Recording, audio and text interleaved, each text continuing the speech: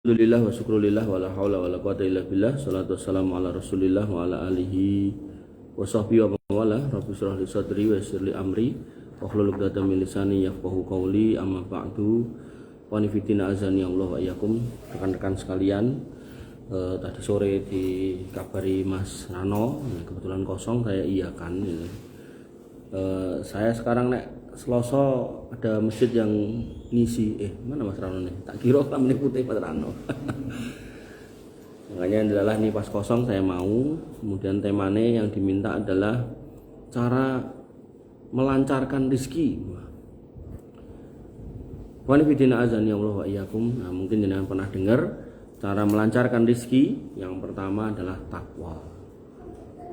Allah berfirman, "Wa may yattaqillah yaj'al lahu makhraja wa yarzuqhu min haitsu la yahtasib." Siapa yang bertakwa kepada Allah akan dijadikan untuknya jalan keluar.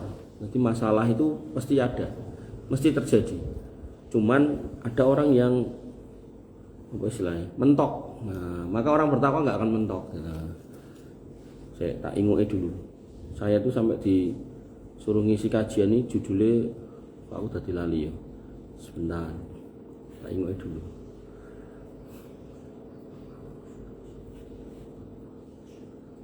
Ojo edan mergo kahanan. Temanya ojo edan mergo kahanan. Dan sudah saya buat materi ini tadi. Tak durunge Mas Rano nyuruh saya. Dan di situ ada sebuah ayat yang menarik. Yaitu Quran surat Al-Balad ayat 4. Nah, walaqad khalaqnal insana fi kabad. Sesungguhnya kami telah menciptakan manusia itu berada dalam keadaan susah payah. Susah payah.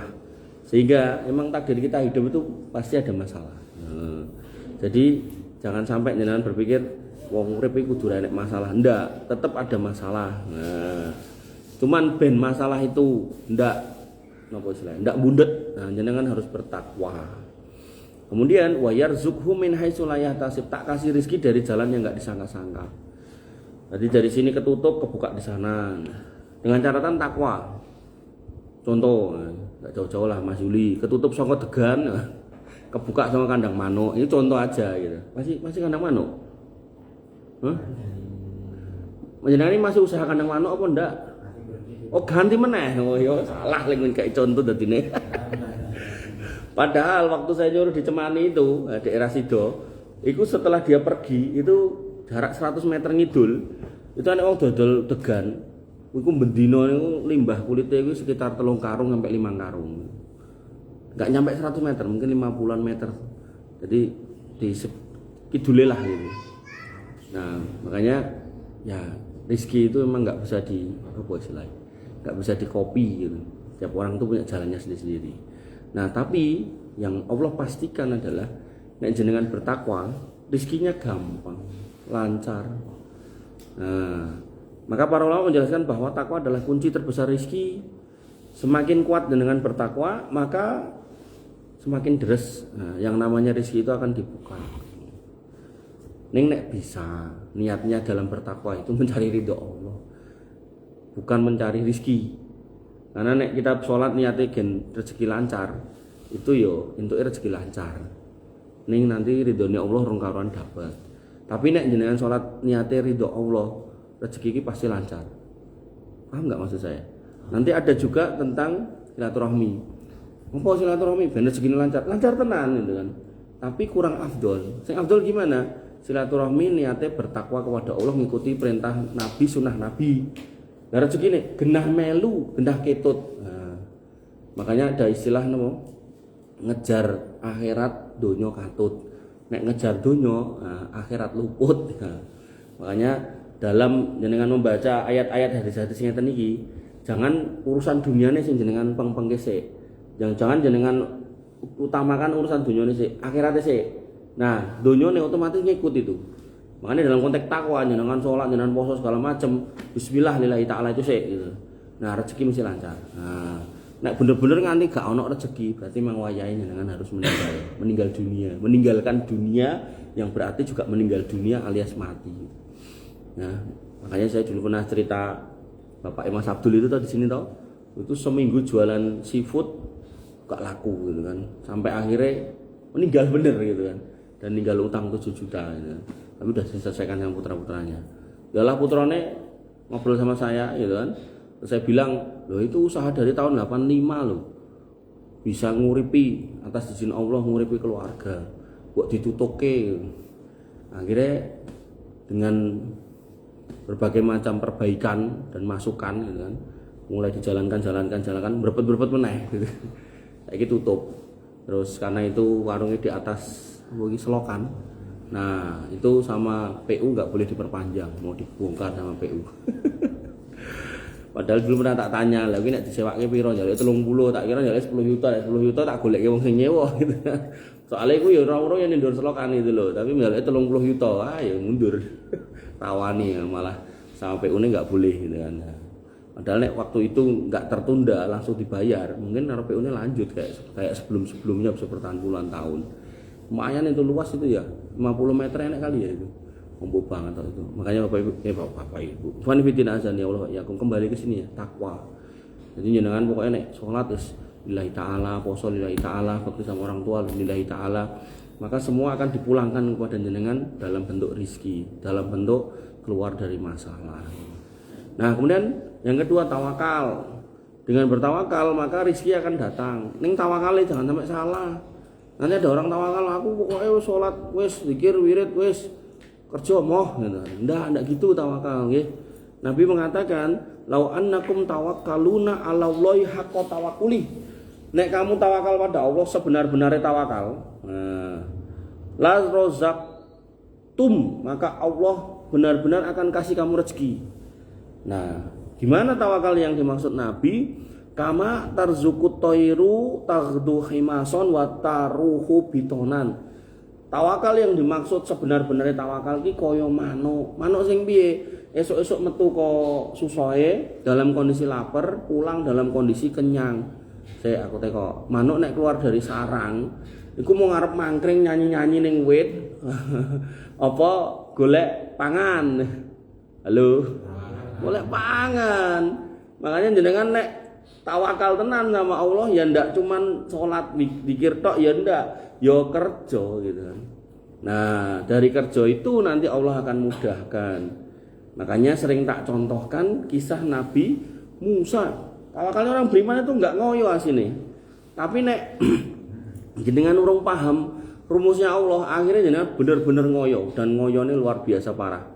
Nah, tawakalnya Nabi Musa itu adalah ketika Nabi Musa bertakwa, mengikuti perintah Allah. Musa keluar dari Mesir, mangkat sampai di pinggir laut, bingung gimana. Pokoknya wong Bani Israel pinter banget nek kon napa membuli, ngece, ngelokke, nyandai, nyacat pinter pian. Musa piye ini tekan gini. Mabur apa piye? Nah, nek dijawabke ngono. Tapi kata Nabi Musa, sebentar, aku tak berdoa dulu. Ikhtiar sudah mengikuti perintah Allah untuk pergi dari Mesir. Itu sampai situ, kemudian mentok, bener-bener mentok. Jadi kan jek mentok kan, sik iso golek utangan ono rene. Iki bener-bener mentok, Mas. Dan bener-bener apa istilahnya? Nek balik mundur, pasukan Firaun ngenteni, wayahe disikat gitu. Jadi pilihannya cuma maju, tapi depan itu air, mentok tok tik wis ora iso diapa-apake. Tapi nah, namanya seorang nabi, orang beriman, yakin ada Allah di atas arsana melihat, maka Musa alaihissalam pun berdoa dan Allah izinkan. Tutukno tongkatmu kuwi satuk. Ditutuk sak tutukan wae. Tutuk. Tuk. Maka laut akan terbelah. Ditutuk. Pertanyaan saya, mungkin pernah tak tanyakan juga di sini. Itu nek Musa enggak nutukke tongkat, apa Allah enggak bisa membelah lautan? Bisa. Kenapa kemudian Musa diperintahkan untuk memukulkan tongkat gitu. Nah, kemarin aku di kajian mana ya, pemuda di Karanganyar apa ya? Itu tak tekoke ngono ning cah nom-nom jawabane untuk menunjukkan kesaktian tongkatnya. Padake tongkate Sun Gokong gitu. Ndak ya. Jadi itu adalah agar kita sebagai hamba Allah mengambil pelajaran. Nek kita manusia itu pengen ditulung Allah, ikhtiyaro sithik wae. Sithik itu maksudnya gimana? Jangan sampai ngalahke salat. Anak wong dodolan wegah salat, enek wong dadi pegawe, masih pakai pakaian pegawe ini. wegah sholat, wah sibuk, itu urusan meeting ini. Padahal orang-orang yang tidak sholat nanti akan dibersamai dengan siapa? Dibersamai dengan Qarun, Fir'aun, Haman, dan Ubay bin Khalaf. Qarun itu wong sugih sing paling sugih sampai kuncinya tidak bisa diangkat satu orang. Haman panglimanya Fir'aun, membawai ribuan tentaranya Fir'aun. Fir'aun lah rojo, termasuk rojo yang paling besar yang ada di muka bumi pada zaman itu dan mungkin sampai kiamat kali itu. Nah kemudian yang keempat Ubay bin Khalaf, pebisnis, orang sukses yang dari sisi perdagangan. Nah mereka semua binasa. Kenapa? Ya karena tidak sholat, karena kafir. Nah orang-orang yang tidak sholat akan dibersamakan dengan mereka. Untuk pelajaran kita apa maksudnya? Bahasanya mbok kowe jadi pejabat, mbok kita itu adalah orang kaya, mbok kita itu pedagang sukses, mbok kita itu seorang jenderal, nek gak sholat itu ya tetap salah. Makanya ikhwan fillah azani Allah wa iyyakum, tawakalnya ini adalah tawakal yang tidak melanggar perintah agama. Tegasnya ngeten, jenengan ya tetap sholat, pas poso ya poso gitu kan. Kemudian ya tetap ngaji pengajian gitu kan.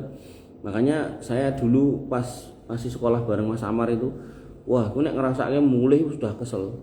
Karena saya dulu ngebis ya. Jadi sak durunge dibelikan motor itu. Nah, Waalaikumsalam warahmatullahi. Nah, saya itu ngebis sampai rumah itu udah pol-polan keselnya itu. Nah akhirnya tidur, gak lama dari tidur harus dibangunkan jam 5:30 berangkat balik meneh ning Alislam, pengajian Mbah Habu zaman dulu itu hari Rabu kayak gini. Nah terus yus nyatet saya itu, habis itu terus pulang, terus tele-tele sampai rumah, tidur bangun jam 12, nah, belajar sampai jam 2, setengah 3, ngantuk tidur lagi sampai subuh gitu. Dan itu setiap hari kayak gitu. Makanya ikhwani fillah azani Allah, dan dengan sejak muda jenengan mau bermajelis ilmu, mau mendekat pada Allah, insya Allah rezeki itu lancar itu. Tapi nek nggak percaya ya wis. Saya sering contohkan, saya niku Senin Selasa Rebo pengajian ning Gilingan. Ya sing Rebo ngene Mas Agung niku. Nah niku kalau keluar dari Ringgolayan sepanjang Gonggo Wongso itu macam-macam orang. Barengan kita keluar mau menuju rumah Allah, sholat subuh karo ngisi pengajian. Enek sing lagi metu mung arep golekno sampah, rosok. Saya enggak sedang menghina pemulung, enggak. Maksud saya gini loh. Kenapa enggak sholat dulu gitu loh. Bahkan ada tukang sampah yang keluar dengan istrinya ning nggon gange Mas Agung kuwi lanang wedok. Kono meh sholat dhek malah metu. Ngumpulke sampah. Sebenarnya itu pekerjaan mulia, membersihkan lingkungan yo. Tapi mbok yo salat sik kan jane ora masalah apa yo terus nek salat terus kawanen kok seneni wargane padang-padang ngusungi sampah apa yo ngono kan yo ora gitu kan. Nah, kemudian ada lagi sing baru pulang ngamen nganggo gitar dan apa kae cuilan apa Mas? Cuilan kuwi lho, apa jenenge? Galon. Wah ya kuwi. Cuilan galon koncone gitu. Wah, kok nyanyinya piye to kae? Kayak mikir ngono to maksudnya? Itu mikir gitu. Lah iya, kayak maksudnya mikir gitu. Oh, lagi mulai kayak Masya Allah. Padahal kadang saya nek pulang malam gitu dhek lagi aktif mulai nganti subuh lho. Gak wis kaya wong teler gitu kekoselen itu. Belum lagi sing lagi metu kok apa kayak kafe-kafe ning gone soto apa kuwi jenenge Gonggo Wongso kuwi lho. Soto Pak Timbul dengan istilah yang lain kuwi. Lah sing guyu ngerti. Urung meneh ngidul meneh gitu kan. RRI aduh wis ya Allah. Malah mubal ning kono nek tulisane PSK jangan mangkal malah mubal enggak subuh. Wah, kadang saya berangkatnya telat to, masjid kulon adan, etan adan, kidul adan untuk yo mereka yo melu adan. Ning adane monggo Mas. Kene lewat yo ngene iki yo monggo Mas ngene. Kok yo sing liya ngono lho. Makanya ya Allah, itu loh. Makanya jenengan itu cuma diminta mendekat pada Allah, tadi takwa, ikhtiar, ndak usah ngoyo, santai gitu kan, santai. Hidup jangan dibikin susah. Kayak burung itu loh. Lapar cari kerja, cari gawean, apa aja. Jangan ngeplot diri. Aku nek wis dadi PNS kudu PNS ngono aja. Tugas noto sepeda. Pokok aku isone mung iki aja. Apapun yang ada peluang jalani gitu loh. Makanya dulu nek pikiran saya, dulu ya waktu kuliah, pikiran saya pokoknya aku anggere sangone tak celengi, begitu nyekel duit misal 500, piye carane iki dadi 5 juta. ya ora terus main judi ndak. Piye carane maksudnya dagang gitu loh. Gitu. Nah, itu yang jenengan coba harus program. Oh, sangka PNS kuwi mau penugas nata sepeda itu, misal sebulan entuk 2 juta, jikuk sik 500. Nah, coba jajan, iki kira-kira tak ubengke iso dadi piro. Gitu. Makanya saya punya usaha di Jakarta itu, saya selalu hampir tiap hari itu. Piye Mas, saiki saldone enek piro? Oh, sekian puluh juta. Ya, gue kulaan apa? Kita selalu saya gitu kan. Jangan sampai itu mandek, nek mandek genah entek gitu kan. Pokoknya nek konangan bojo, alah wis genah. Oh genah tenan. Lah bojo kowe tak kei pira-pira, tak kira 2 juta ngono, terus 2 dina kas ngomong, wis entek tambah yo ngene. Iki mau lagi tak kei 6 juta, sesuk njaluk piknik nang Bonbin tapi saya ndak ikut gitu sama anak-anak ini. 6 juta. Tak bedek engko 3 juta entek gitu. Makanya disitulah perempuan. Ya, makanya ya orang muslim harus santai hidupnya. Nah, burung itu tidak pasif. Dia bergerak, berusaha, dan dari usahanya itu dia bersandar kepada Allah. Mabur dia kemana, dia perlu terbang. Nah, jenengan ya gitu. Saiki misal jadi PNS bengi gitu kan. Terus esuk ngopo? Leye-leye, kluyar-kluyur jangan atau berpikir kira-kira ngopo ki. Nah, oh iso gawe sangkar manuk, bikinlah gitu kan. Atau iso gawe apa, bikinlah gitu. Jangan diem aja, jangan diem aja. Sampai ini loh santri saya tuh saksi nih, sampai omahi lantai loro kan tak deki neh gitu. Mung tak kei kewan-kewan, tak kei manuk, tak kei ikan gitu.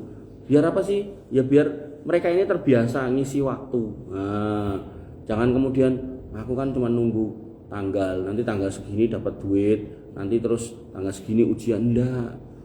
Niat saya, nanti nek mereka ndak paham niat saya ya wis, dadine ya mau ngenteni jatah, ngenteni wayah ngono tok. Makanya iman fitina azani Allah itu yang kedua, ya, tawakal tapi ada ikhtiarnya, itu yang bener. Ndak cuman pasrah tok, dikir wirid ngono kan. Terus gede-gedean biji tasbih ngono, rumusane paling gede no, paling pol ndak ya. Ndak. Jadi termasuk dikir wirid pun nek jenengan ra nggo biji tasbih nganggo tangan ya wis sah kok. Nah, kemudian istighfar yang ketiga. Allah sendiri yang mengatakan faqultu astaghfiru rabbakum innahu kana ghafara. Maka mintalah ampun kepada Rabbmu, dialah Rabb yang Maha Pengampun, yursilis sama alaikum midrara. Maka Allah akan menurunkan hujan yang deras. Wa yumditkum bi amwali wal banin, dari situ akan banyak hartamu dan anak-anakmu. Ini menjadi dalil nggih bahwasanya istighfar itu mampu mengundang rahmat Allah yang namanya hujan. Nah, nek kok kan hujan banjir bukan salah Allah. Allah tuh kalau menurunkan hujan itu sudah sesuai kebutuhan makhluk yang di bawah.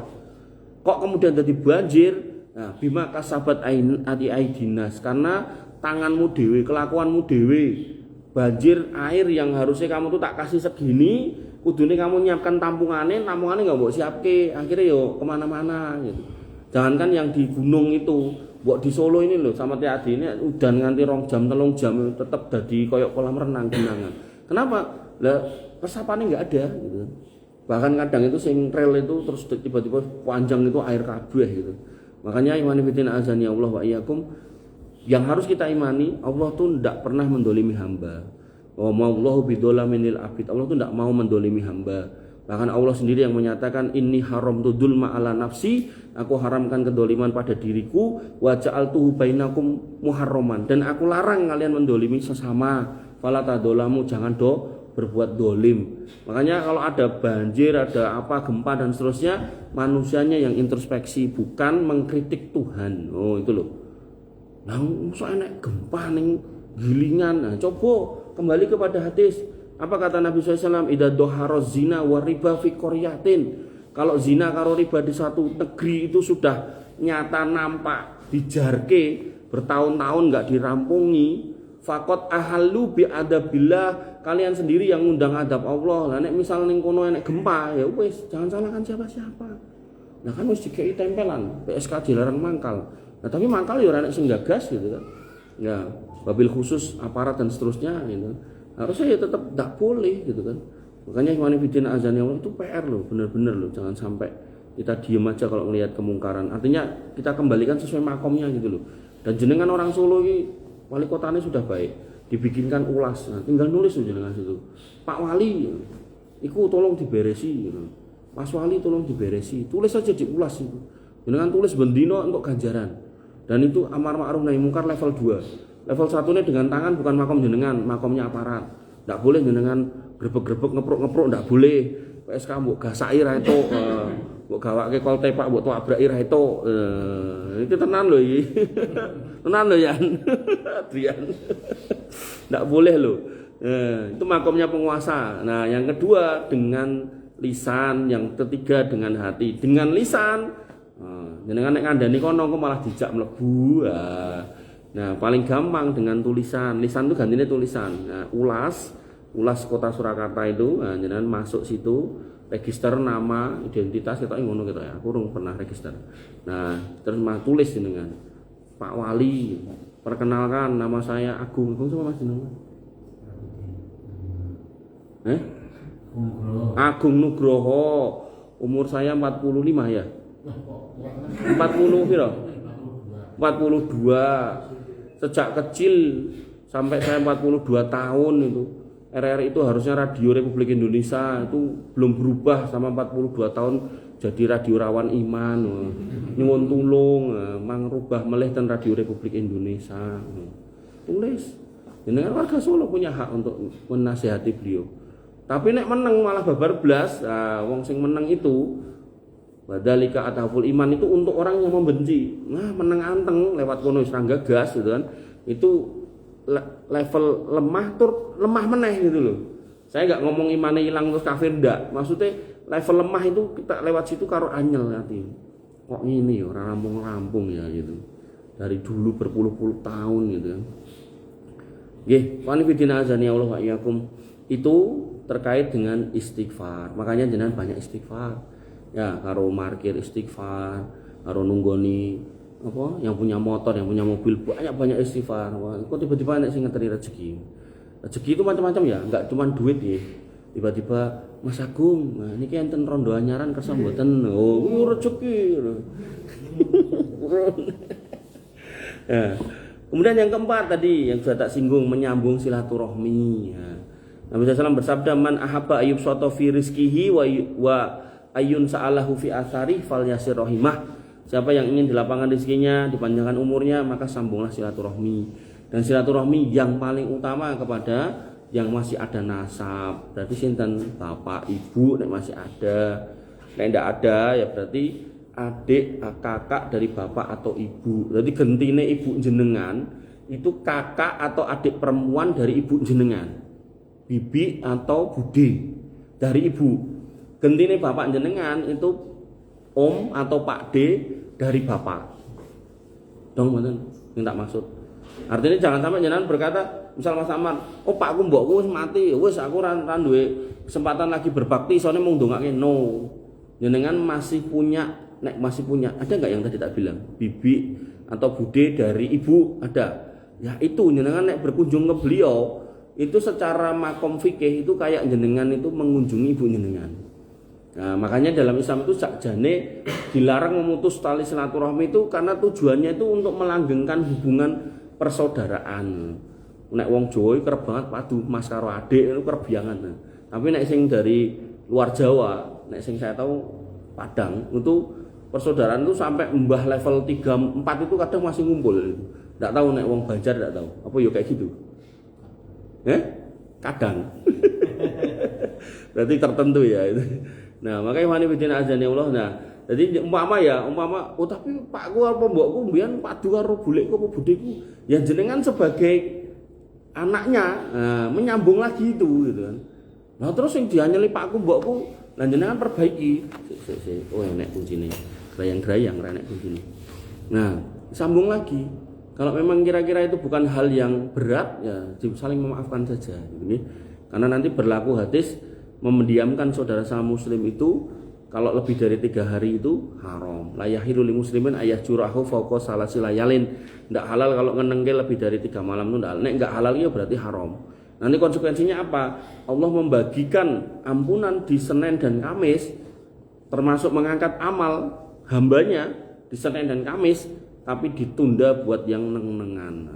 Neng-nengan dengan catatan neng-nengan yang memang di situ apa ya istilahnya masalah sepele gitu loh, mungkin biar urusan opo gitu salah ngomong gitu kan. Nah maka jangan sampai. Nah tadi saya bilang di depan ketika jenengan baca dalil-dalil kayak gini Maka niat silaturahminya yang pertama bukan soal nyari rezeki ini, bukan, tapi mengikuti sunnah Nabi dulu, mengikuti perintah Allah dan Rasulnya, bertakwa. Maka dari situ insya Allah ini janji ini pasti terjadi, karena innallaha la yukhliful mi'ad. Janji Allah itu tidak akan pernah diingkari. Nah termasuk janji Allah ya apa yang diucapkan Nabi, karena Nabi itu berkata wa may yantiqu anil hawa in huwa illa wahyu yuha. Nabi itu tidak mungkin berkata-kata kecuali itu wahyu. Makanya ketika Nabi mengatakan kayak gini, berarti ini bagian dari wahyunya Allah yang disampaikan oleh Nabi Muhammad SAW dalam bentuk hadis. Apalagi ini riwayatnya Bukhari Muslim, genah sahih. Berarti Allah punya janji, dan Allah gak akan ingkar janji. Yaitu apa? Nek jenengan sambung silaturahmi, maka jenengan akan dimudahkan rizki dan dipanjangkan umur. Loh nek nu takdir iso dirubah, takdir akan berubah sesuai dengan keadaan. Ketika jenengan kemudian bersilaturahmi, umur jenengan bertambah, maka dalam kitab takdir sudah ditulis nek umur jenengan awalnya jane plote semene, terus ketambahan goro-goro silaturahmi. Dong ngoten. Jadi enggak ada yang luput dari catatan Allah Subhanahu wa taala. Matur nuwun, jazakallahu khair. Wah, mak sapa meneh yang teko. Anak-anak solih. Nah. Kemudian yang kelima banyak sedekah. Nah, maka akan mengundang balikan rezeki yang lebih banyak. Nabi lagi yang mengatakan dalam hadis riwayat Muslim, oh anaknya Mas David. Nah, Nabi bersabda, mana kosot sodakotun min mal. Harta yang jenengan sedekahkan tidak akan berkurang. Berarti ketika jenengan keluarkan akan dikembalikan. Balik luweh okeh. Bahkan Allah punya janji 10 kali lipat sampai 700 kali lipat. Neng kesalahan sebagian orang, ketika dikatakan 700 kali lipat, terus bayangannya nek sedekah 1000 balik 700.000. Begitu Allah sudah balikkan 20.000, dia masih merasa kurang. Padahal kalau jenengan sudah dibalik ke 20.000 berarti 20 kali lipat, masih tersisa pinten? 680 kali lipat. Yang nunggu jenengan kapan? Mungkin akan diberikan di suatu waktu di mana jenengan lagi nggak sedekah, Allah kasih rezeki satu, bisa jadi. Atau yang kedua, ditunda nanti di akhirat buat celengan jenengan gitu loh. Jadi jangan diminta semua. Adapun orang kafir ketika berbuat baik, maka semuanya loss, dikasihkan semuanya.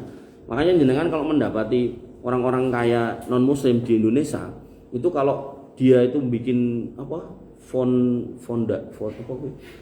Lembaga-lembaga itulah gitu kan. Nah, founding gitu. Nah, mereka itu loss, bahkan ngewangi beruang, ngewangi orangutan sampai gitu. Usahanya tambah gede. Tapi di akhirat wa malahu min kholaq, dia enggak dapat apa-apa. Nah, kita enggak. Kadang Allah balikkan itu mungkin 20 kali lipat, 10 kali lipat. Terus alhamdulillah penting cukup. Makanya jenengan yang tadi itu PNS lagi, itu jangan kemudian alah entuk emang semua ini mosok disedekah. Oke. Sedekah itu nggih tergantung rasionya. Misal ya, jenengan punya duit 10.000 gitu, dengan parkir itu. Terus jenengan sedekah ke 1.000.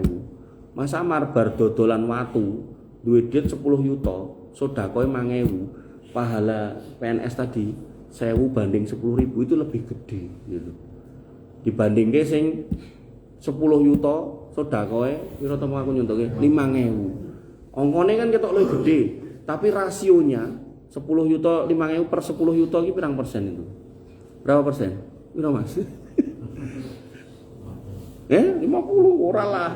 5.000 per 10 yuta 0,5%. Nah, sing 1.000 per 10.000 10% gitu loh. Jadi nek sing 10 yuta apa pengen sebanding dengan itu, infaknya bukan 5.000 tapi 500 kudune gitu loh. Kudune 500. Makanya wanifidina azan ya Allah wa iyyakum nggih. Itulah Islam nggih. Jadi ketika kita itu tidak mampu, bukan berarti terus jangan sedekah, jangan, tapi tetap sedekah tapi angkanya diperkecil itu loh. Entah 500 perak, entah 1.000 perak, enggak ada masalah.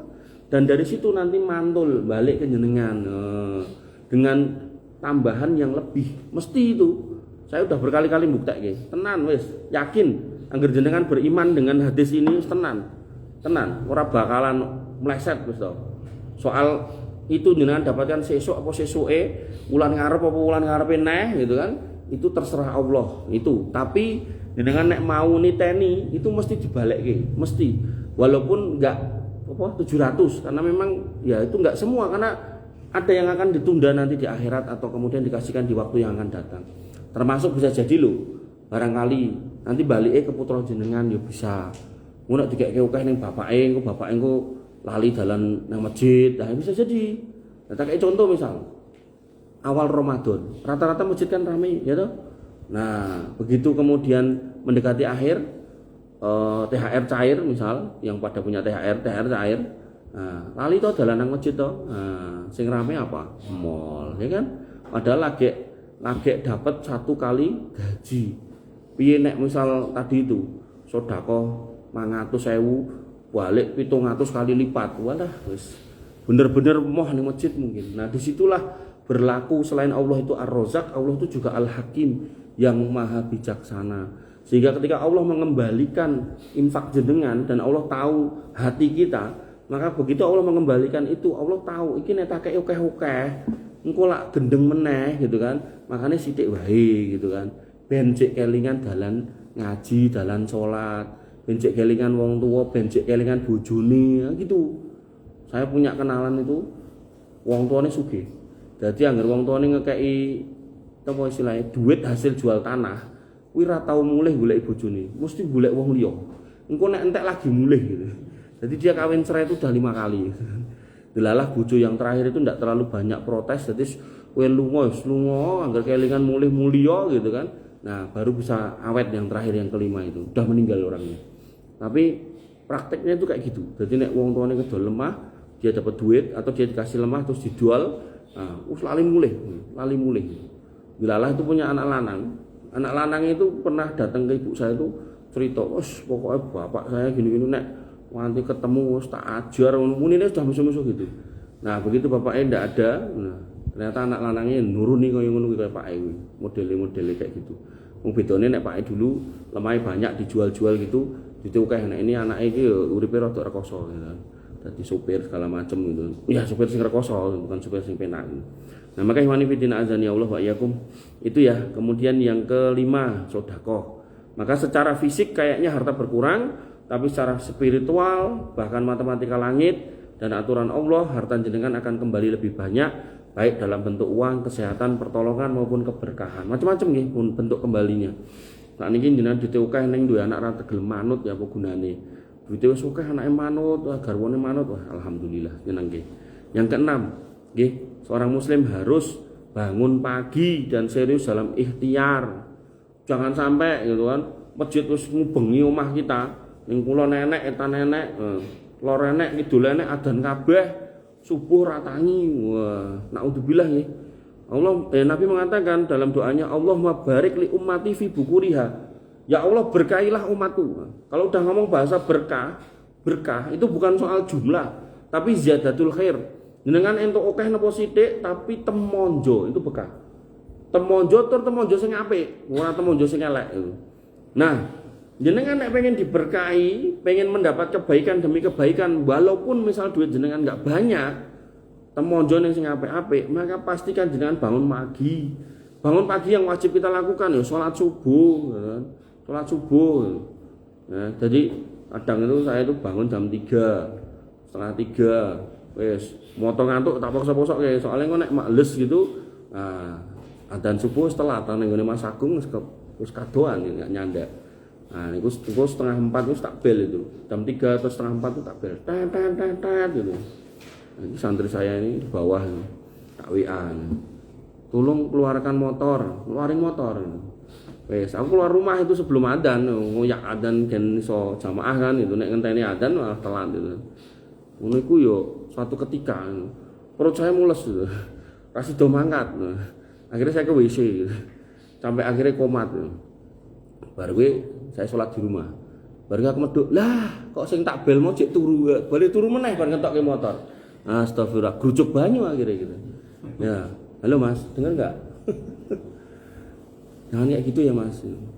Nanti kalau memang subuh itu ya itu kita harus bangun. Mbok ngantuk kaya ngopo bangun, mbok jenengan bar lelekan kali sinten ya tetep bangun. Soalnya napa? Ya kudu salat to gitu loh. Jadi jangan sampai jenengan ndak bangun. Wah, alasan macam-macam mau ndek bengi bareng ini bareng ngono, terus gak gelem tangi. Jangan nggih. Makanya di sini nek jenengan bener-bener serius pengen rezekine lancar, harus bangun pagi gitu. Allahumma barik li ummati fi bukuriha. Ya Allah berkailah umatku pada waktu pagi. Kalau Nabi sudah doa, pasti Allah kabulkan. Sehingga nek jenengan percaya, mang bangun pagi-pagi. Nah, maka pagi adalah waktu penuh berkah, banyak orang sukses dunia akhirat yang memulai aktivitas sejak pagi sebab keberkahannya besar. Mertua saya itu dodolan ATK. Padahal toko ATK baru-baru gede-gede itu banyak. Tapi yang tak lihat itu yang beli itu ya nggak mandek-mandek, ya enek wae. Padahal tokonya itu makin hari makin tua. Saya sekolah sama-sama dulu sampai saiki ya bentuknya ya ngono ae, ora ketok piye, ora ketok tambah glowing apa piye kaya Indomaret itu ndak. Wong aneh aku pernah usul mbok tambah iki malah diseneni karo anake bukan istri saya, adik ipar saya. Wis ndak usah aneh-aneh. Sampai pernah tak hitungkan wae etalasene sing elek-elek diganti. Ngono ya ora etuk. Padahal ora tak bandani ora etuk ya ya wis, aku ya meneng ae gitu. Nah, tapi tak lihat rezekinya. Kenapa? Nah, ini penting. Subuh itu beliau bangun subuhan. Nek zaman beliau masih bisa jalan dengan baik, mesti sholatnya nang Islam. Nek sakniki karena sudah tua, takut nyebrang, tiba-tiba nanti nek cah gendeng ngebuat gitu kan. Maka sholatnya sakniki ten masjid apa? Jenengan. Nah, langgar jenengan itu. Langgar jenengan itu. Nah, yang menarik apa? Buka toko itu mesti jam 6. Jam 6 buka toko. Karyawannya belum ada, buka sendiri. Ditunggu-tunggoni dhewe. Ngono iku yo saya iseng-iseng kadang ngancani yo enek wae wong teko jam 6:30, 6:15 itu. Dan itu enggak mandek-mandek rakyatan siji rampung teko neh ke jam 6 itu loh. Makanya nggih jenengan yang tadi itu PNS, parkir segala macam, ketika jenengan punya jadwalnya, aku jadwal sore sampai malam misalnya gitu. Nah, nek memang mungkin pagi jenengan ngopo kayak gitu kan, gelar sate keong apa-apa gitu kan, enggak ada masalah. Bismillah gitu kan, enggak ada masalah. Dan jenengan nek gatekke nolongan ini kadang wong gelar, saya pernah nanya, wong dodol iki lho, jadah bakar iku lho. Iku satu biji ku 2,5, 2.500. Terus tak tekoki, ya aku tanya, jenengan sekali bawa berapa? Dia bilang itu kayak wong Sunda kabeh iku. Tak kira wong Jawa, wong Sunda. Jenengan sekali bawa berapa? 300 potong. 250 pengen 300 piro? Sudah 750.000 ya. Iku modalnya bedekanku lho. Paling 250 iku wis komplit gitu. Terus tak tanya, udah berapa lama? Dia bilang sekian tahun. Terus yang itu yang di Pasar Kembang, itu anak mantu saya. Jadi kabeh jujak mrene untuk mengekspansi Solo gitu. Untuk termasuk sing sar gede itu dulur kabeh gitu kan. Makanya kadang itu kita itu mikir pengen rezeki sing akeh dengan cara-cara koyo wong-wong kayak dodolan minyak jadi rojo minyak membalak hutan gitu. Padahal sebenarnya kita tuh naik gelem itu kita nggarap hal-hal yang sepele-sepele kecil-kecil di Solo itu banyak kalau mau. Tapi dengan catatan tadi loh, gelem ubet gitu, gelem ubet. Jadi ndak kemudian dengan kamu isoku iki pokoknya mau iki aku mau mikir liyane, jangan. Jadi harus benar-benar dicoba lagi sampai percobaan kesekian akan ketemu apa yang terbaik buat panjenengan. Nggih, saya sering contohkan tuh yang namanya Thomas Alva Edison itu nyoba lampu bola pada zamannya itu sampai 2000 kali gagal, dilokke karo koncone paribasane wis kowe iki gua umur, gua duit maneman lah seperti turute. Dia enggak pernah putus asa nek cah saiki dilokke ngono mutung gitu. Nah, dia enggak. Dia mengatakan justru aku ki menemukan 2000 cara lampu kuwi nek disetel ora murup. Nah, coba. Iku nek ra wong legowo atine ra mungkin sampai kata-kata itu. Nah, apa meneh nek wong subuh pendek lagi dilokke sithik nesu ngejak padu lah wis. Gua akhirnya sekolah dengan Mas Rano ngono gitu kan. Ampun nggih. Jadi dicoba lagi. Dodol degan, rapayu ganti kandang manuk. Saya ganti apa Mas Juli? Ini kepo aku tadi nih. Dodol apa saiki sampean? Berhenti juga sebentar. Oh, berhenti malahan, bentiti gitu. Oh, udah enggak dirusun. Maksudnya saiki usaha apa? Ya, berhenti dulu enggak punya teman. Oh, usahane kok belum ada. Oke. Tapi kok ya ora mati kalian dia. Berarti ada rezeki ya. Nah, itu masih saya masih banyak. Hah? Masih banyak yang lebih. Lanjut, artinya berarti kan masih ada rezeki gitu loh ternyata. Lanjut, maksud saya itu. Lanjut, bahkan loh ada loh ibu-ibu sepuh tua-tua itu walau alam ya, saya ndak seudon, tapi mungkin bisa jadi putrane ya hidupnya susah. Neng dia nggak mau nyusahi orang tua, nyusahi anaknya. Jadi dia itu punya jadwal pengajian sak Solo. Kerjaannya itu dari kajian ke kajian, dari pagi sampai malam. Ketemu terakhir aku tuh jam 8 malam di belakang SMA 7, salah satu nih hari Jumat itu. Itu nek rampung dari situ order Gojek datang dia pulang. Itu berkat iki wetenge. Jadi kalau kemarin saya rapat sama wali kotanya di sana, gedung sekretariat bersama itu. Wali kotanya itu sampai ngomong ke OPD, jane kalian itu mendekati lembaga-lembaga keagamaan baik masjid maupun gereja atau wihara untuk bersinergi mengentaskan kemiskinan dengan metode barangkali mereka punya kegiatan-kegiatan yang kemudian berbagi. Aku yang mau batin, nek orang Islam udah kayak gitu. Faktanya ada ibu-ibu yang kayak gitu. Jadi dia itu keliling dan dari kajian ke kajian itu ya untuk berkat lah gitu. Makanya nek dulu 20 tahun yang lalu itu kajian itu ndak enek berkate. Nah, terus di kajian agama lain ada berkate. Sebagian orang Islam melipir rono pindah gitu. Nek saiki nah itu nggone kajian orang Islam berkat sak pirang-pirang. Jumat berkah, Ahad berkah, bahkan ning Karanganyar itu ada Sabtu berkah gitu kan. Nek perlu nanti mbuh di mana gitu Senin berkah, Selasa berkah gitu. Berkah terus pokoknya. Makanya jane lo ya, nek mohon maaf kalau misal kita itu benar-benar mentok di Solo ini khususnya mentok burung duwe ide buat ikhtiar. Jangan misal datangnya dari kajian ke kajian itu jane ada seneke dan insya Allah cukup gitu. Nek buat bertahan hidup gitu. Tapi nek iso niate bukan golek kuwi gitu loh. Nek golek kuwi entuk kuwi. Engko pas tekan kono kuwi metu lah malah gelo gitu kan. Lah iya kan aku ngomong dipetakan. Jadi nek kono ra etok ya golek liyane gitu loh. Ah iya, Nurmira gitu kan ada. Makanya kayak gitu. Jadi dipetakan tanggalnya kan enak-enak sing ngetokke sarapane dina Selasa ngendi, Rebo ngendi gitu kan ada gitu. Nah, niku nggih yang ke-6. Nah, iki yang ke-7 iki. Ketoke iki menimpa Mas Agung karo Mas Yuli. Menikah. Jadi menikah itu membuka pintu rezeki. Ini bukan berarti membuli, tapi memotivasi. Jadi ketika kita itu pengen secara finansial itu terbuka, biak. Nah, maka salah satu caranya nikah. Lah dalile apa? An-Nur ayat 32. Iyakunu fuqara yughnihimullah min fadli. Orang nikah itu kalau dia fakir itu lebih parah dari miskin. Nek miskin itu punya kerjaan tapi punya kebutuhan. Nek fakir itu punya kebutuhan gak punya kerjaan.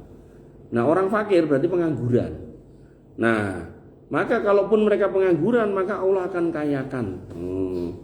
Dan ya nggak usah cerita jauh-jauh lah. Saya sendiri ketika ngelamar istri saya, aku ya nanti gawean. Bahkan bapak saya itu untuk mendekati mertua saya itu lebih sulit mendekati bapak saya daripada mertua saya.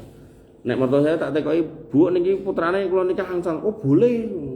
Tapi saya belum kerja." "Ndak apa-apa, Allah itu maha kaya loh." Nek dingonoke terus mosok kita wegah gitu kan. Nah, begitu ngomong karo Pak E, malah Pak E sing nesu-nesu. "Pak, kayak anak ibuke kayak gelem ngono. Wah, kowe urung kerja. Dengan kula pun lulus ngono. Lulus ning urung kerja ya nggo apa ngono. Lah mungkin lak rezeki enten sing dalane enten sangan parane. Aku nganti dalil iki lho. Senene aku waktu itu. Tahun 2010 saya dalil ini di depan bapak saya. Bapak saya itu kiai kampung lah istilahnya. Jadi kayak ngisi khotbah Jumat gitu-gitu. Tapi yo dengan keterbatasan ilmu beliau lah ini. Nah, saya dalil ini. Aku mau dilokke. Kowe ora usah dalili aku. Aku ngerti dalil kuwi. Ning aku ora tetek nek kowe sing nglakoni. Oh coba. Wong tuwa iki ngono kuwi. Padahal yo tukang ceramah coba. Nah, akhirnya singkat cerita, awal-awal ngomong tuh nesu. Wah, angger ning teras tak tempel awalnya ya kan bapak saya petani. Tekok soal sawah, tekok soal gawean ning sawah. Lama-lama tak geret soal nikah. Wes begitu sudah ngomongin nikah, nganyel ngadeg dia masuk rumah pintunya jeblas ke dier gitu. Bapak saya kereng orangnya buala gitu kan. Nah, kemudian besok lagi tak coba lagi. Ning apa ya? Hampir nggak pernah menempeleng saya gitu. Jadi mau galak omongan sama ulatan. Tapi nek sampai ngajar gitu akhir-akhir tua ini udah enggak, udah banyak turun. Nah, tapi zaman muda dulu pula balai pol. Jadi saya dulu pernah kecil itu masih SD kelas piro ya, kelas 2 apa 3 itu, bawa sepedanya temen itu ketabrak motor gitu. Ya mungkin saya yang nggak hati-hati ketabrak motor. Mulai orang tambah nih masih koplok gitu. Walak ya bapak saya. Tapi di akhir tuanya itu beliau nggak se ekstrim itu gitu. Tapi omongannya tetap keras gitu kan, tegas gitu. Makanya begitu nggak setuju masuk rumah geblas kayak dier gitu. Tak coba lagi sampai hampir sebulan itu ngomong gitu. Akhirnya mungkin dia sing jeleh dhewe itu. Yo saya terke. Main numpak apa ki? Nah, numpak napa mobil ra duwe entene motor. Yus, pake motore. Tak cepake tenan, Mas. Motor loro. Sijine pakku mbokku, sijine aku. Bareng tak cepake ngono, pakku mung guyu-guyu ndelok ya aku. Dasar bocah pekok ndelok. Lho lah pripun to? Lah entene motor. Ya ora ngono lah kowe iki arep marani anake wong kok terus ngilang. Kok nek kodanan lak ya koplo-koplo.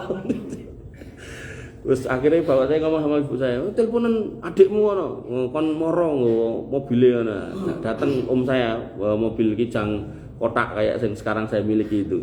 Nah datang begitu udah datang, ya akhirnya naik di situ. Saya, bapak saya, ibu saya, sama kakak ipar dua apa satu ya, 2 kita ikut. Nah saya terus om, nah, pokoknya sak mobil kijang itu meh kebak. Urung gowo apa-apa, ning dalan iki tekoki. Lah iki kok arep gowo apa?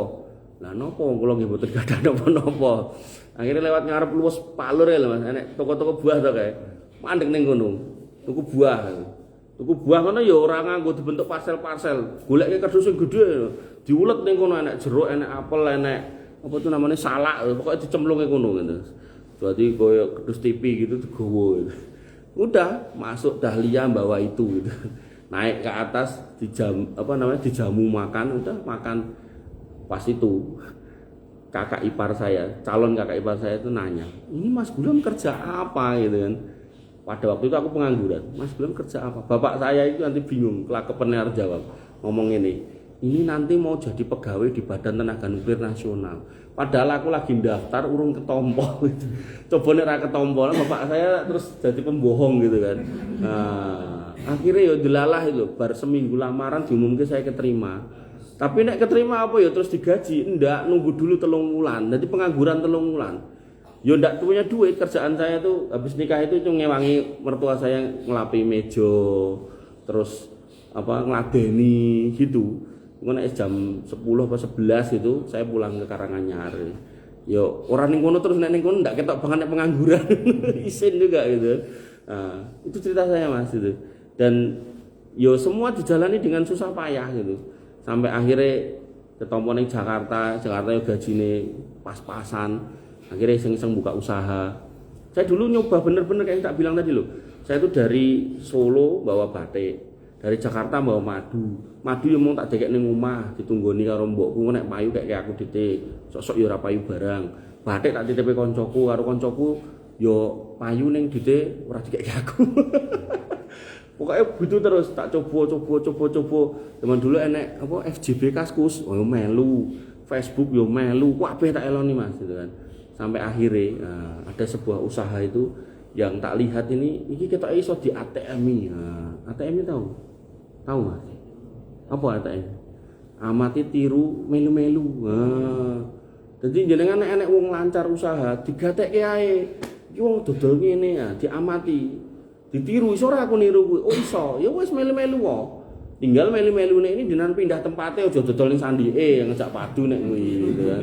Digeser rada ado sithik gitu loh tempatnya, tapi jenengan sudah membayangkan oh iki wonge payu ning nggon tikungan dengan konstruksi jalan begini, dengan kondisi kiri kanannya ada kantor ada gini. Jenengan yang semodel itu jenengan plotting di mana, nah bukalah di situ gitu. Nah, jalanlah insyaallah itu. Akhirnya aku melu-melu. Makanya usaha yang pertama itu, usaha itu yang terakhir itu omset itu setahun itu cuma 30 juta setahun omset. Misal keuntungannya bersih 10% ya 3 yuta diporo rolas, anggaplah itu ketambahan 300.000. Tapi kan aku sudah punya gaji bulanan, jadi itu nambah 300.000 tiap bulan. Alhamdulillah.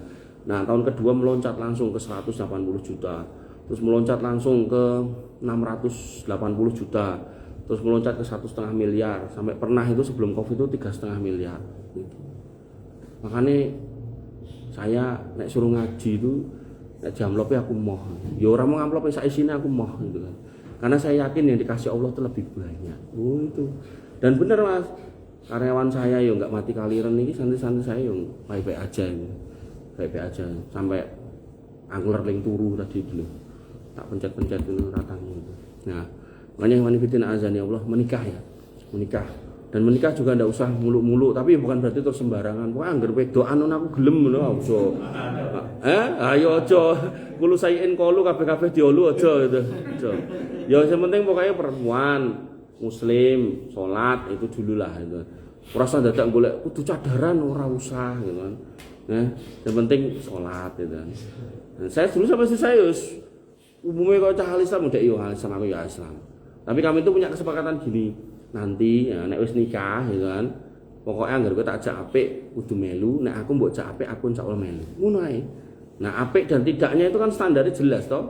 Al-Qur'an karo hadis. Nek kowe iso nduduhke apike ning di Al-Qur'ane, ayate ndi, hadis ndi, insyaallah kita jalan ke sana. Makanya kita tiap hari itu memperbaiki diri. Dan dulu itu ketika kita tahu soal riba, kita ngertinya itu dari pengajian, akhirnya kita oyak itu ustadz dia enggak seminar bayar 3 juta ning hotel itu aku melu gitu kan. Terus terakhir kita mikir sama istri saya, iki nek ngene iki terus ya rung karuan pinter soalnya ilmune enggak sistematis. Ngene wae, kita ambil kuliah wae. Jadi kita itu berusaha untuk memperbaiki diri itu bareng-bareng. Akhirnya kita ambil kuliah ekonomi syariah. Saya ngambil di Trisakti karena saya waktu itu di Jakarta. Nah dia karena dia ning Solo, jadi saya itu PJKA pulang Jumat kembali Ahad gitu kan. S3 setiap Sabtu setor gitu kan. Nah, DN juga ekonomi syariah ning UMS gitu kan. Nah, akhirnya kita ilmunya wis padha. Oh iya. Dadi nek ngomongnya halal haram penak. Makanya DN notaris toh. Nah, terus kowe nek gawe akte fidusiane apa bank riba apa koperasi riba, lho kok kegeret. Oh iya ya ora entuk ya. Makanya bojoku dadi notaris wis hampir 15 tahun ra duwe klien gitu. Tapi ya ora mati kaliren kaya Mas Yuli ngono lho. Bahkan dadi dosen ning Universitas Muhammadiyah Karanganyar iki gajine mung 1 juta kurang ngono. Tapi ora mati kaliren. Bahkan saya ngomong sama dia, kowe ngajar ning kono niatmu iki untuk berbagi ilmu, bukan golek duit. Insyaallah wis cukup sing tak kei. Yo, mantap. Ini namanya ngerti. Dia ngajar hukum bisnis. Mahasiswanya di semester awal buka prodi itu berapa? Cuman 2 ekor. Nah, 2 ekor wis sijine males mangkat. Jadi kadang kuliah wong loro tok. Dadi koyo ngandani kanca ngene.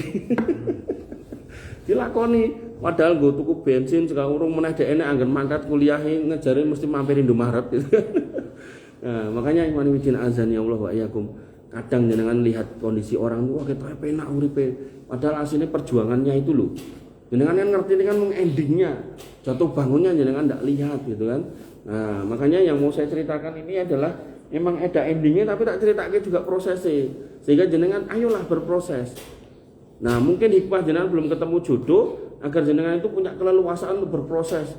Oh jenengan wong merdeka kan ora enek sing ngalang-alangi. Mari bahasane duwe modal 1 juta, akhirnya nggo dagang bangkrut, ya ora enek sing protes. Nah, saya dulu mulai usaha itu punya duit berapa ya? 8 juta apa berapa? Itu istri saya tuh bilang gini, "Apa kowe iso coba?" Padahal yang tak harap itu bukan kata-kata itu. Muga-muga lancar yo. Gitu jane. Tapi jawabannya dia, "Apa kowe iso?" Karena dia tahunya bapak saya itu petani, ibu saya itu PNS. Jadi tidak ada bibit-bibit bakul. Ternyata aku iso gitu kan, iso. Dan nguripi banyak orang. Nanti saya di sini laki-laki 4, perempuan 4, 8. Di Jakarta itu kita ada 6 atau 7 gitu. Ya kira-kira 15 lah. 15. Dan saya bikin ini itu enggak pakai sumbangan. Jadi apa yang saya dapatkan dari sana tak gunakan buat mereka. Jadi enggak minta sumbangan siapa-siapa. Makanya yang wanifidina azani Allah wa iyyakum, mudah-mudahan ini bukan riya, ya, tapi lebih kepada untuk memotivasi panjenengan. Bahwasanya saya dengan otak 1, tangan 2, kaki 2 jenengan juga sama, maka monggo jenengan insya Allah bisa lebih hebat daripada hari ini. Makanya dulu yang motivasi saya tuh sampai gini loh, saya tuh pernah baca sebuah tulisan. Ada orang tuh ngomong menurut penelitian, tapi saya loh mau coba penelitian, mau coba tulisannya wong kuwi loh. Otak manusia itu nek mau dioptimasi itu bisa berbahasa 20 bahasa asing. Ini aku ya mau nek kan berbahasa 20 bahasa asing. Omone bahasane wong Afrika. Ngono kae ora iso aku. Wangel lho kuwi. Iki nyeteti apa? Royan iso. Nek iso digoleke musuhe kok. Wah aku ora iso kuwi. Tapi aku punya logika yang lain. Iki berarti aku iso mikir liyane. Oh aku biyen teknik ya, aku tak geser ning ekonomi ya iso, ternyata hukum ya lulus gitu kan. Terus geser manajemen ya lulus, ekonomi syariah ya lulus gitu kan. Nah, ternyata iso ternyata gitu kan. Iso. Dan parah lagi ketika kita geser ke agama ya iso. Dan kita membaca sirahnya Ibnu Taimiyah itu tambah parah lagi. Ibnu Taimiyah itu orang pada zamannya nek ngomong fikih itu seolah-olah nggak ada yang lebih ahli daripada beliau. Nek ngomong sirah seolah-olah yang paling paham tentang sirah itu dia. Selain itu mung koyo wong diceritani sing ahli sirah beliau. Ngomong ke tafsir ahlinya itu dia. Bahkan nih ada orang saiki di Indonesia itu ngelek-elek Ibnu Taimiyah pol-polan. Tapi dia nek ngajar ke tafsir pakai Ibnu Katsir. Jenengan ngerti Ibnu Katsir ki sapa? Murid Ibnu Taimiyah. Jadi nek dipikir-pikir kan iki wong piye to iki? Gurune dielek-elek tapi muridnya dipuja-puja piye to? Salah kaprah. Padahal muridnya tidak pernah sekalipun menghina gurunya. Artinya dia benar-benar sebagai murid itu takdim sama gurunya dan ilmu yang dia pakai dari gurunya. Makanya kok aneh nih wong iki. Nek ketemu orang kayak gitu aku mau gede-gede. Nah, makanya nggih Ibnu Taimiyah itu kalau ngomong ke politik ahlinya, bahkan ngomong ke strategi perang dia ahlinya. Nah, dari situ terus aku mikir, berarti nek wong nek misal dikasih RAM besar oleh Allah sebagai givennya dari Allah, karunia dari Allah, maka harusnya dimanfaatkan. Nah, dimanfaatkan. Makanya dulu saya kajian itu cuma satu tok di TIPES itu, ibu-ibu itu. Nah, tapi kemudian geser lagi ke Masjid At-Taubah, geser lagi.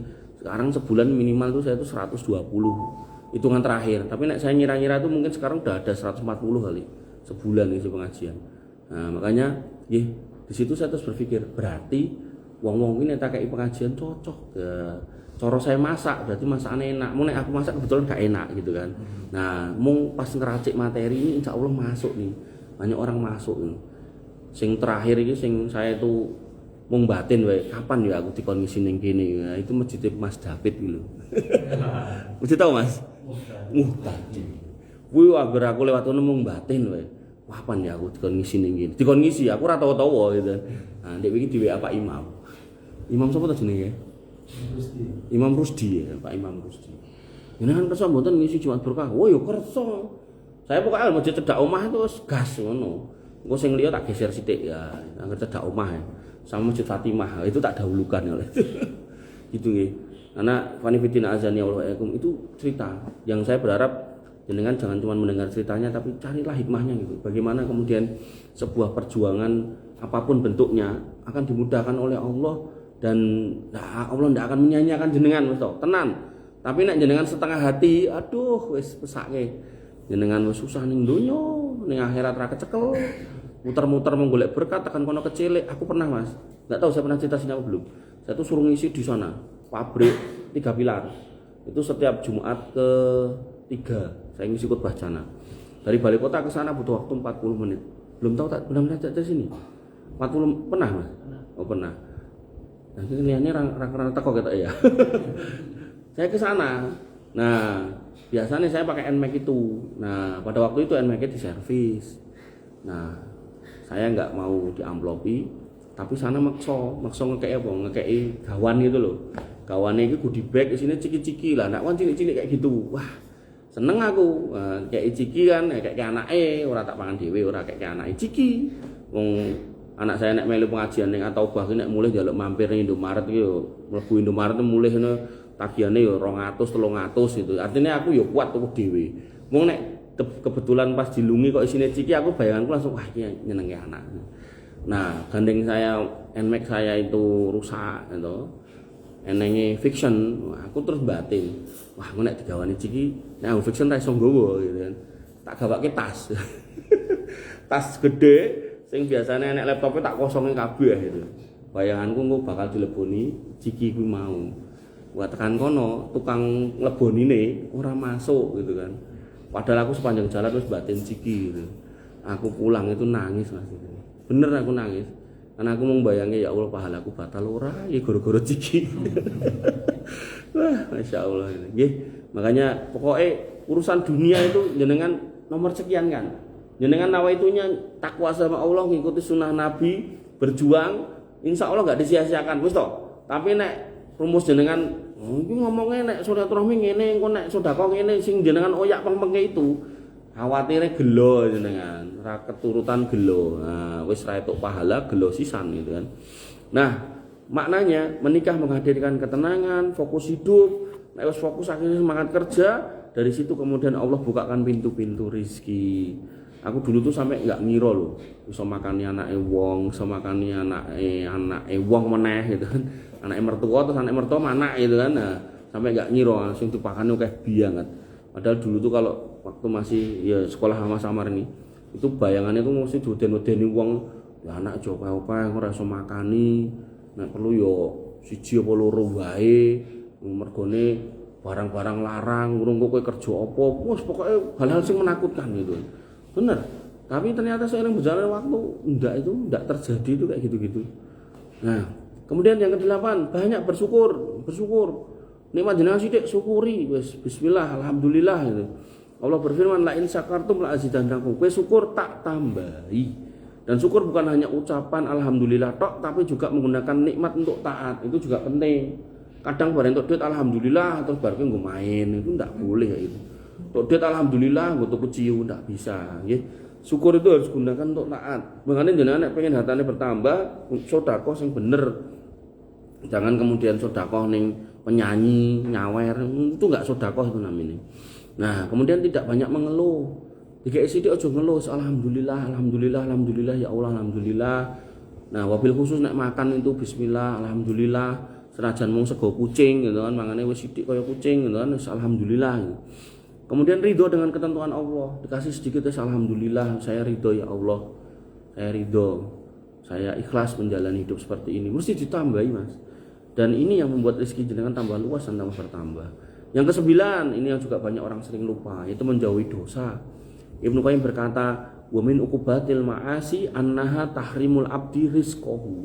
Di antara akibat banyak dosa, itu Allah akan menghalangi seorang hamba dari rezekinya, rezeki yang baik khususnya. Sampai ada orang itu hidupnya itu di jalan yang haram, dinasihati, mbak leren. Jawabannya wong dalan haram ora cukup, pemene sing halal, Mas. Seolah-olah dalan halal itu ketutup ora iso dilewati. Enggak. Bahkan dulu, mohon maaf ya, orang-orang yang yang jualan rokok, jualan tembakau itu ketika dikatakan itu haram dia marah. Ngopo nek kowe ngomong haram, kok sing nguripi kabeh iki sapa? Tapi sekarang apa? Si pabrik rokok itu Gudang Garam OTW bangkrut sampai 200-an triliun kerugiannya, penurunan pendapatannya. Akhirnya apa? Mereka tidak bisa lagi beli tembakau petani sampai rugi ratusan triliun. Akhirnya petani ini apa? Ya berubah itu, orang nandur bako meneh, nandure sayur gitu kan. Ya hidup itu tidak mati. Berarti kan apa? Rezeki Allah itu sebenarnya bisa dicari kalau mau. Makanya ngapunten, jenengan pernah ngapunten dodolan barang haram, narkoba lah, ciu lah gitu. Terus jenengan tobat, mungkin diganti, pasti diganti dengan lahan ladang yang lain. Tapi nek jenengan sudah nyandai, aku ora bakal urip nek ora dodolan ciu, ora dodolan narkoba, ya itu yang akan jenengan terima. Makanya Allah itu mengatakan di dalam hadis qudsi, ana idadoni abdi bi, aku ki kaya prasangkamu kok. Nek kowe memprasangkai uripmu sing tak kei kuwi rezekine saka haram, ya haram terus nganti mati. Saestu. Tapi nek jenengan berprasangka Allah akan membukakan rezeki yang lain ketika kita bertobat, dibuka tenang. Makanya Bu Risma itu sampai menutup doli itu karena melihat bagaimana orang itu dari sejak muda ngapunten jadi PSK sampai tua jadi PSK yang awalnya mungkin tarifnya 200, 300 sampai 2000 dilakoni. Nah Bu Risma itu melasnya orang mau ning wonge kuwi, melas ning generasi cah nom-nom SD kelas 6, SMP kelas 1, kelas 2 sudah ke situ. Dengan pahitan 2000, 5000 wis iso gitu. Seolah-olah kayak ning toilet umum gitu kan. Jadi sampai akhirnya Bu gitu sampai, dan saya memuji istilahnya netral ya, bukan kemudian aku partainya PDI atau enggak. Nah, emang dia baik ya kita puji baik gitu. Nah, dan beliau nutup itu dengan PD.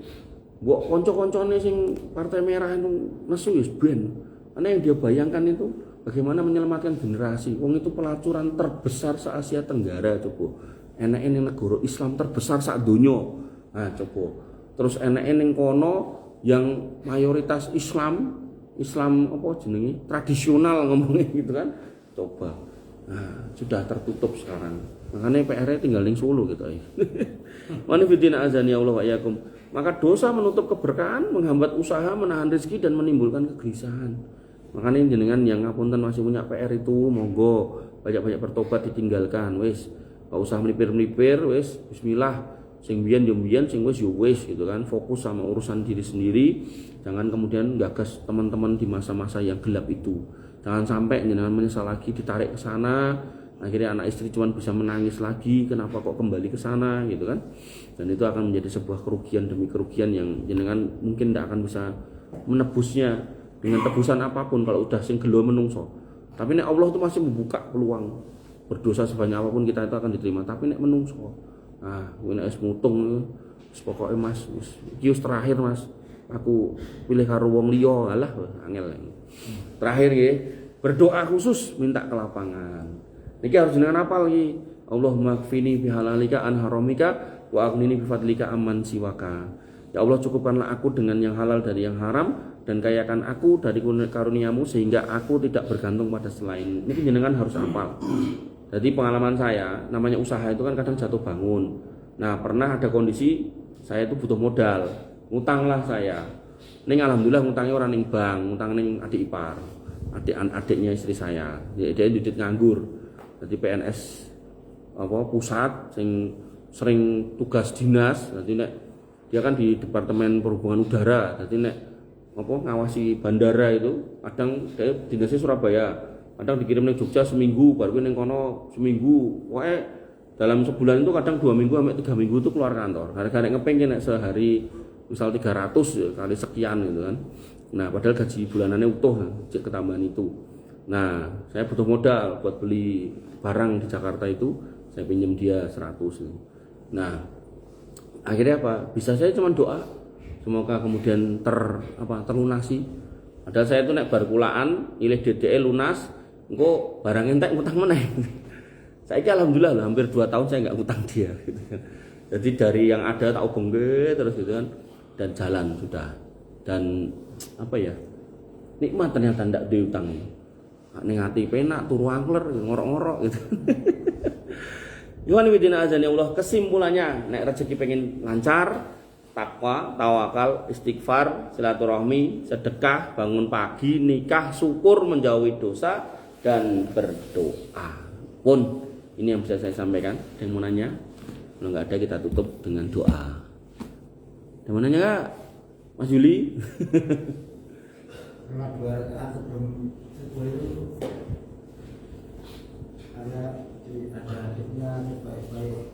Lebih baik daripada dunia dan seisinya. Terus pertanyaannya? Ya, maksudnya apa benar gitu? Hadisnya punya gitu. Rakaat al-fajri khairu minad dunya wa ma fiha. 2 rakaat fajar itu lebih baik pahalanya daripada dunia seisinya. Terus pertanyaannya?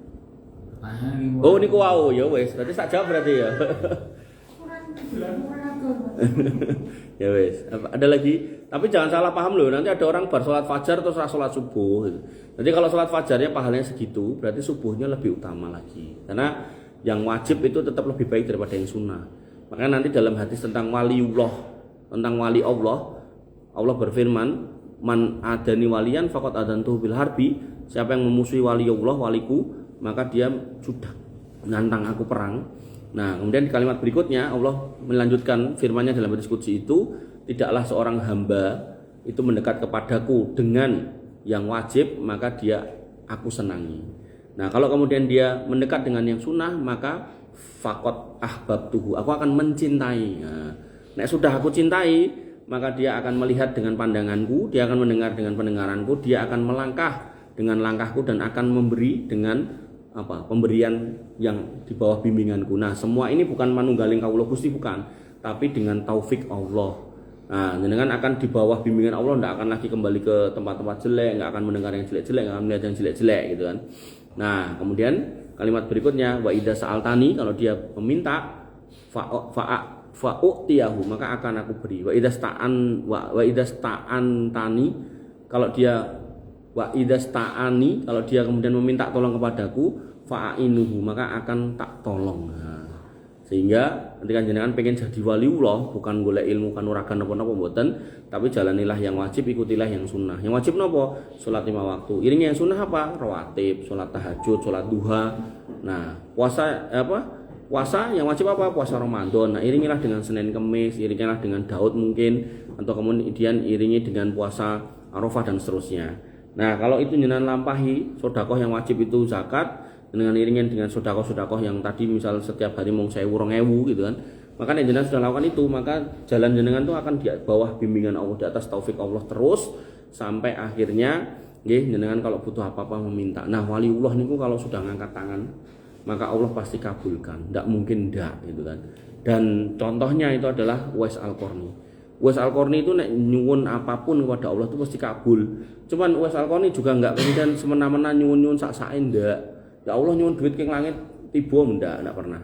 Dia pernah sakit kusta, dia minta ya Allah sembuhkan aku, tapi dalam kesembuhan itu saya minta disisakan bekas belangnya itu segede koin.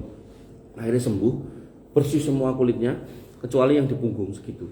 Nah, Nabi mengatakan kepada Umar bin Khattab, engko nek enek wong kafilah zaman kesini cariin yang namanya Uwais Al-Qarni, ciri-cirinya gini termasuk itu penyakit itu. Nek dia orangnya, maka minta doa kepadanya agar Allah mengampuni kamu melewati dia, melalui dia. Nah, makanya dicari benar akhirnya ketemu dan Umar bin Khattab meminta doa kepada Uwais Al-Qarni dan didoakan oleh Uwais Al-Qarni.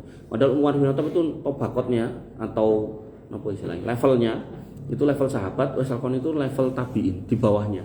Sahabat itu lebih mulia daripada tabiin. Makanya begitu Uwais Al-Qarni dijaluki donga gitu, maka Uwais Al-Qarni juga enggak menyia-nyiakan kesempatan. Karena sedang berhadapan dengan orang solih, dia mengatakan, nggih jenengan kedah ndongake kula ugi. Oh iya, tak ndongake, muga-muga Allah ngampuni kamu Mas. Dah, jadi ketemunya rakyat jelata dengan khalifah bukan karena kepentingan dunia, mung pengen ketemu njaluk donga. Makanya jenengan nek ketemu, saya pernah ngalami loh di Ngruki itu. Ada Bapak Ustadz Baidowi. Pernah ingat jenengan? Ustadz Baidowi iki bapake Mustafa Baidowi. Pernah kenal Mustafa Baidowi sing ngarepe Baitul Amin? Enggak tahu ya. Cecak-cecake Ustadz Soleh itu ada teman saya Mustafa Baidowi punya bapak Ustadz Baidowi. Nah, itu punya mbah. Mbah itu gaweane tiap waktu sholat nang masjid. Tur karo bongkok Mas mlakune. Mlakune bongkok dadi cara enek motor no ora iso ndelok pisan. Isone ya mung krungu nek enek motor ngono ya ketabrak mungkin. Nah, tapi waktu itu ya alhamdulillah selamat terus nyebrang itu. Nah, waktu itu aku punya karyawan, belum punya santri ini belum, ada karyawan no. Aku bilang sama karyawannya, iki dit 100.000. Kayak nombae sing mlakune bongkok. Omong kon ndongake Mas Gulam. Itu berapa kali saya lakukan kayak gitu. Aman gitu kan. Aman itu maksudnya setelah itu merasa rezeki lancar. Makanya ini kan nek pengen mencari waliullah, kuwi ora kudu kabib, ora kudu wong sing ngomongnya iso ngilang semacam-macam kebal ora gitu kan. Jenengan carilah orang-orang sing angger adan ning masjid lho. Walaupun kuwi mungkin yo tukang becak, tapi dia istiqomah ngeradan ning masjid itu. Nah, parani kayak dit 50.000. Pak, niki kula nembe gadah masalah. Masalah apa, Mas? Niki bola-bali nembung Yai Setri kok ditolak terus gitu. Nek kula nembung Yai Jalar nggih moh gitu kan. Nah, nyuwun tulung mah dongake supados kula gambil jodoh. Nah, insyaallah lancar niku. Tenan. Wali kula tuh kadang itu ndak ketok nggih. Wes alkone niku sapa to? Tukang angon wedhus gitu. Yang enggak dianggap di masyarakat pada waktu itu. Dianggap biasa. Wong angon wedhus itu dudu wedhuse dhewe, wedhuse wong liya. Diangonke untuk nyari makan, begitu dapat duit gue tuku makan, dimakan dia dan ibunya, nek turah dikeke tangganya. Setiap hari itu yang dia lakukan. Orang yang termarginalkan. Makanya begitu khalifah itu nyari terus, itu kafilah dari Yaman itu kan ada wong sugih-sugihnya. Itu nanti bingung kok orang goleki aku yo, kok goleki wong kuwi padahal kuwi yo sapa ya, aku yo ora kenal itu kan. Begitu kemudian sampai ketemu ini Umar bin Khattab dengan Uwais Al-Qarni itu bar niku wong-wong sugih itu gaene moro ning Uwais Al-Qarni. Paribasane wah iki enek channel nang pusat iki ya, dekengan pusat iki gitu kan. Tapi Uwais Al-Qarni ndak mau dijadikan wasilah untuk menuju khalifah. Akhirnya napa? Uwais Al-Qarni memutuskan minggat dari Yaman bersama ibunya dan ndak ada yang saya tahu ya, ndak ada kisah yang menulis dia meninggal di mana.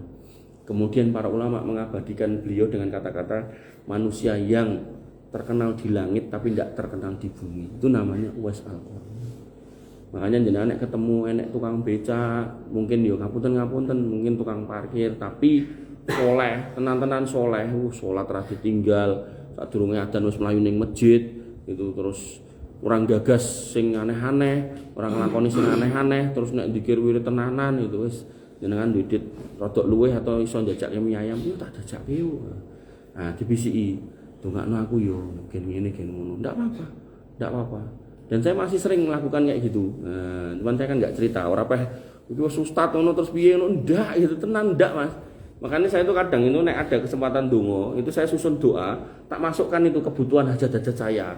Karena saya itu merasa ketika saya ucapkan doa itu bisa jadi loh kabule donga kuwi karena sing ngaminke di antara jenengan kuwi enek orang yang dicintai Allah. Urung karuan itu saya gitu loh. Makanya saya nek kajian itu kadang mbah-mbah itu sepuh-sepuh aku gitu. Wong soleh solihah gitu, tak cepake dongane gitu kan, terus tak bawa tuh di satu waktu. Nah, ketika diamin-aminkan itu aku alhamdulillah lancar itu. Mobil khusus nek ndongake anak, wah aku paling seneng nek sing ndongake sing ngaminke mbah-mbah tuwek itu. Ada mbah-mbah itu di mana itu Boyolali Teras. Saya ngisi pengajian ini umurnya wis 110 tahun. Wah, kuwi berarti leng sujud sama saya udah 2 kali lipatnya lebih lama gitu. dua kali setengah, 2,5 kali gitu. Nah, kita baru 40 dhek wis 110, berarti kan 2,5 kali ya. Ini berarti kan wong sing luar biasa. Ya, kita sisipkan doa minta anak soleh dhek. Amin. Wes seneng ki. Nah, gitu ya. Ada lagi? Enggak ada. Royhan. Bangun kowe mangku cah cilik. Apa tuh? Melihat bencana di Aceh, kejadian ada kejadian menjarah rumah, menjarah air Maret atau ya, apa gimana? Itu dalam Islam diperbolehkan. Dalam Islam menjarah dibolehkan apa enggak itu? Saat keadaan darurat, jawabannya enggak boleh. Harusnya, ini ngomong harusnya, penggalih saya, pikiran saya, harusnya penguasa itu kemudian mengumumkan. Semua toko, semua gudang tolong dibuka, nah, biar semua warga masuk situ. Nanti total tagihannya berapa kita bayar. Harusnya gitu. Nah, jadi menjarah itu hukumnya tetap tidak boleh. Ya, tetap tidak boleh. Udah. Gak ada pertanyaan lain lagi. Gak ada. Nah, kemarin aku ditanya juga terkait itu. Jadi habis ngisi pengajian ada orang datang. Jadi dengerin kajian juga, terus bilang, "Tat mau nanya apa? Saya itu pas ngisi pengajian ditanya, loh, jenengan ki yo tukang ngisi kajian toh." Nggih ngene. Lah kok malah ditanya terus nanya saya, ya kudune jenengan sing jawab. Lah itu saya bingung jawabane. Apa Mas pertanyaannya? Saya itu ditanya, orang Aceh itu kan orang Islam, nggih. Menegakkan syariat Islam, nggih. Lah ngopo kok mbiyen kena tsunami saiki kena banjir? Apa itu kena adab? Berarti Islamnya piye kuwi? Aku tekok ngono terus bingung ta. Terus aku ya mung iso aku tak tekokke wong lah, ngono tak tekok wong liya, ustaz liya gitu. Akhirnya dia nanya saya. Terus saya jawab, yang namanya musibah ya, itu tergantung siapa yang kena. Kalau itu kena kepada orang kafir, orang musyrik, orang munafik, orang fasik, maka itu adab. Tapi kalau kena kepada orang beriman, maka itu namanya musibah. Sehingga nek jenengan membaca kisah para nabi, hampir semua nabi itu kena musibah, dicoba oleh Allah. Tidak ada orang yang mengatakan itu adab. Nek ada, syahadatnya bisa batal. Karena adab itu kan identik sama kesalahan atau dosa. Makanya itu insya Allah itu cobaan, bukan adab. Sehingga dalam konteks orang Aceh misal, maka yang terjadi itu adalah musibah. Kenapa? Allah mencintai mereka. Dalilnya apa? Nabi pernah bersabda, "Innallaha idza ahabba abdin ibtalahu." Allah itu kalau mencintai seorang hamba itu dikei cobaan, ora dikei duit. Ya. Makanya bisa jadi loh, jangan mungkin duitnya pas-pasan barangkali loh. Barangkali itu lagi ditresnani karo Gusti Allah. Nah, itu. Nah, karena dicoba, bahkan ada yang meninggal. Nah, meninggalnya orang beriman karena tenggelam itu masuk dalam wilayah mati syahid. Sehingga nanti kalau dia di akhirat sana, dia berhak memberikan syafaat 70 orang anggota keluargane. 70 itu udah oke, karena kita nek suruh nyebutke paling isone 20, 30, sisane wis bingung gitu kan. Pake, mboke, mase, mbake, adike, ponakan, anake dhewe, mertua, sisane wis bingung gitu.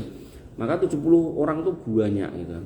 Makanya itu karunia Allah untuk mereka, walaupun mungkin menurut kacamata kita itu mesake. Ini terjadi juga sama orang Palestina.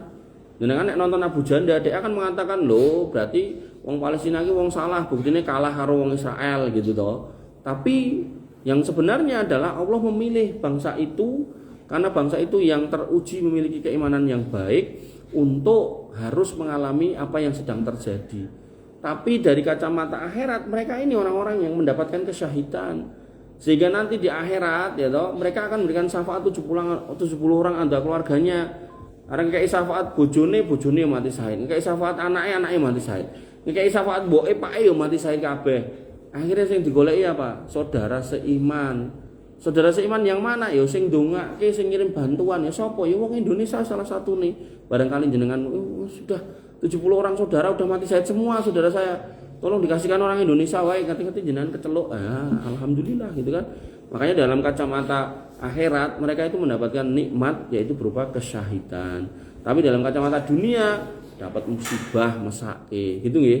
Nah, jadi mungkin nek jenengan ketemu tukang mendem livernya pecah karo ustad loro liver itu hukumnya beda gitu.